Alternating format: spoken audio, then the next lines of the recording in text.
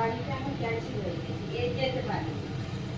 আমি বলেছি আমার ছেলে বলেছে এরকম হয়ে আছে, এসছি কত মধ্যে বউ বার হয়ে চলে গেছে। ওই জন্যই আমার মেয়ে ফোন করেছি, বলে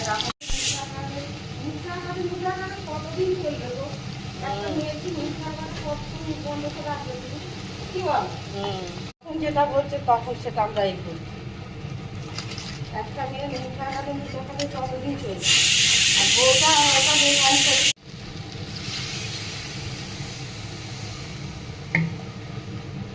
সবসময় ওই নাচ খাচ্ছে, নাচ খাচ্ছে